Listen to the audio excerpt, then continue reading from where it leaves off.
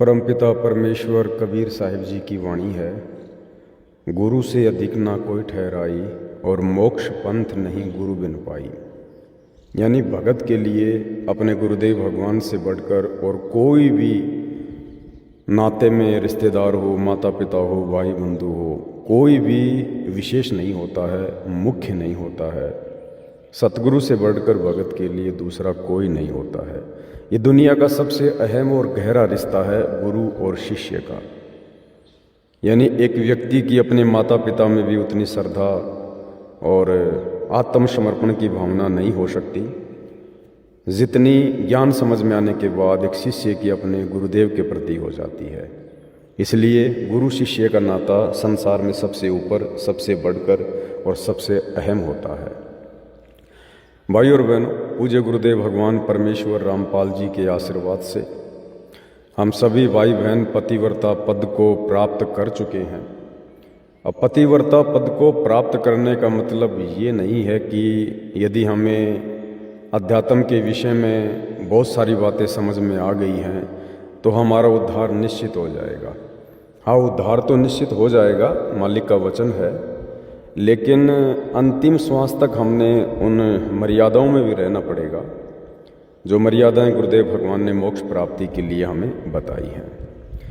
जैसे परमात्मा जी कहते हैं कि दूध को गर्म करके दही बनाया जाता है, दही को रगड़ के फिर मक्खन निकाला जाता है, घी निकाला जाता है। लेकिन घी निकालने के बाद भी उसकी लास्ट की जो प्रोसीजर है, उस प्रोसीजर के तहत उस घी को फिर अग्नि में तपाया जाता है, उस घी को गर्म किया जाता है ताकि घी के अंदर जो चेडू होता है, हरियाणी भाषा में उसको चेडू बोलते हैं, जो सफ़ेद सफ़ेद झाग से होते हैं ना, जो छाछ के कुछ वो कण होते हैं, अगर घी को ढंग से गर्म ना किया जाए और वो चेडू बाहर ना निकाला जाए तो भी घी आगे चलकर खराब हो सकता है। तो अभी तक परमेश्वर रामपाल जी ने सन 1994 से लेकर और 10 अप्रैल 2026 जिस दिन पूज्य गुरुदेव भगवान हिसार जेल से बाहर आए तो परमेश्वर जी ने अपनी लाखों की करोड़ों की संगत में से मक्खन निकाला। मक्खन को परमेश्वर ने एक तरफ कर दिया। सब जानते हैं, साथ संगति से जुड़े सत्सेवक भाई बहन परमेश्वर जी के वो मक्खन हैं। अब मक्खन को परमेश्वर गर्म करेंगे।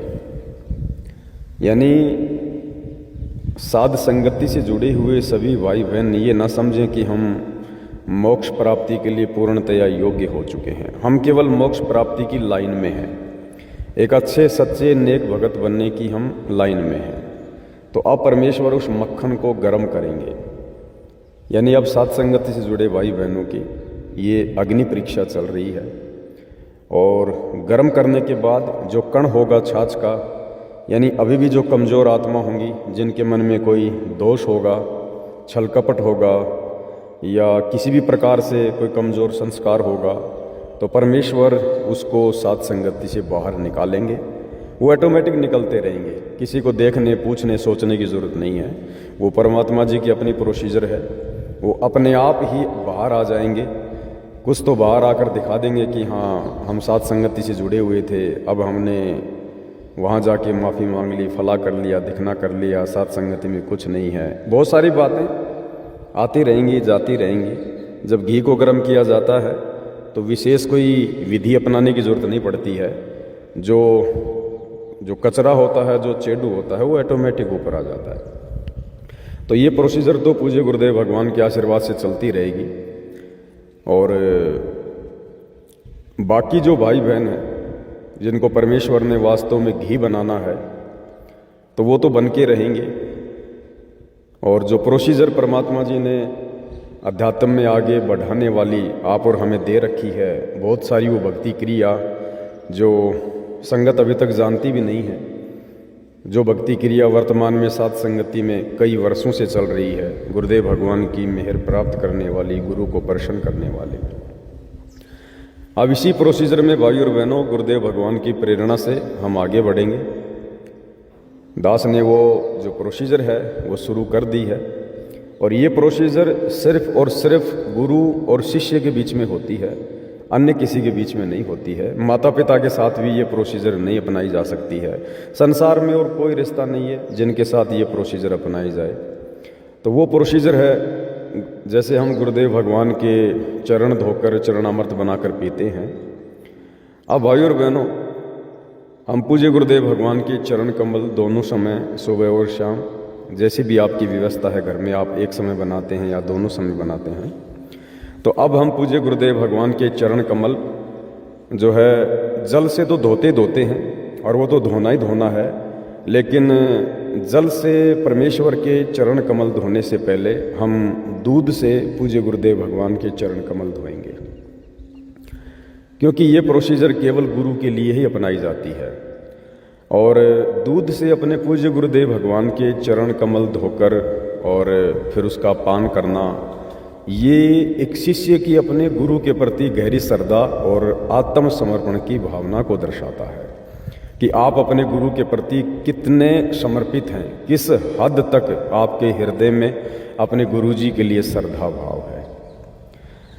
तो सेम प्रोसीजर है, जैसे हम गुरुदेव भगवान के चरण कमल धोते हैं, चरणामृत बनाते हैं, आपने वैसे ही करना है। बस उससे पहले आपने एक लोटे में दूध लेना है, जो कच्चा दूध होता है या गर्म किया हुआ, जैसा भी है, ताज़ा है या रात का रखा हुआ है, बस जूठा नहीं होना चाहिए और एक दिन से ज़्यादा वो पुराना नहीं होना चाहिए।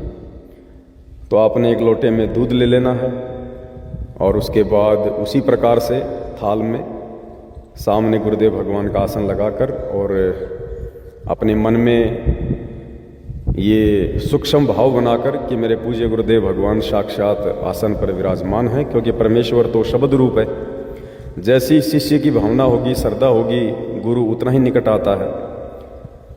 तो परमेश्वर जी आसन पर बैठते हैं और उस थाल के अंदर गुरुदेव भगवान के पवित्र चरण कमल हैं, और हम अपने गुरुदेव भगवान के चरण कमल के ऊपर उस लोटे से जो दूध है, जैसे हम जल से चरण धोते हैं वैसे हम दूध से वो चरण धोएंगे। और सभी भाई बहन इस प्रकार से धोएं, थोड़ा थोड़ा करके। और उसके बाद में फिर जो जल है, फिर हम उस जल से, जैसे प्रतिदिन गुरुदेव भगवान के चरण कमल जो है हम धोते हैं, उसी प्रकार से हमने धोना है। बस अंतर इतना है, पहले आपने थाल में गुरुदेव भगवान के चरण कमल दूध से धोने हैं, और जब दूध से धो लें उसके बाद दूध को हम किसी दूसरे लोटे में निकाल लें, और उसके बाद फिर हम जल से परमेश्वर के चरण कमल धोएं, और इस प्रकार फिर हम दूध का भी हम जो है अमृत पान करें और जल का भी अमृत पान करें। तो ये प्रोसीजर गुरुदेव भगवान के आशीर्वाद से मालिक ने दास को प्रेरणा की है। एक अन्य भगत भाई था या बहन था, उन्होंने भी दास को मैसेज किया था, उनको भी परमात्मा ने प्रेरणा की। तो ये एक भगत की अपने गुरु के प्रति गहरे आत्मसमर्पण की भावना को और श्रद्धा को दर्शाता है, और ये अध्यात्म में होना बहुत ज़रूरी है। बहुत सारी ऐसी क्रिया हैं जो अभी तक आप और हमें नहीं पता है, लेकिन यदि हमारी श्रद्धा हमारे गुरुदेव भगवान में बनी रही और यदि हमारा टारगेट मोक्ष होगा, तो गुरुदेव भगवान धीरे धीरे अपनी आत्माओं में प्रेरणा करके धीरे धीरे सभी भक्ति विधियों को लागू जो है वो करवा देंगे।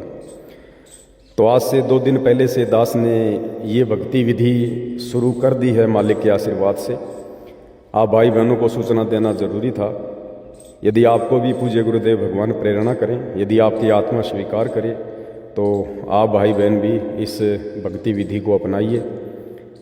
इससे हमारे हृदय में गुरुदेव भगवान के प्रति और अधिक भाव बढ़ेंगे, प्रेम बढ़ेगा, समर्पण बढ़ेगा, और गुरुदेव भगवान भी धीरे धीरे इस विधि से हमारे निकट आएंगे। तो भाई और बहनों, दास को परमात्मा जी ने प्रेरणा की। आप लोगों को जैसी प्रेरणा हो वैसा आप जी कीजिएगा। ये अध्यात्म है। अध्यात्म में कोई दबाव नहीं होता है, कोई प्रेशर नहीं होता है। तो जैसी भी परमात्मा प्रेरणा करेंगे, समय समय पर दास आप भगत भाई बहनों की सेवा में संदेशा भेजता रहेगा। बंदी छोड़ सतगुरु रामपाल जी परमेश्वर जी की जय हो।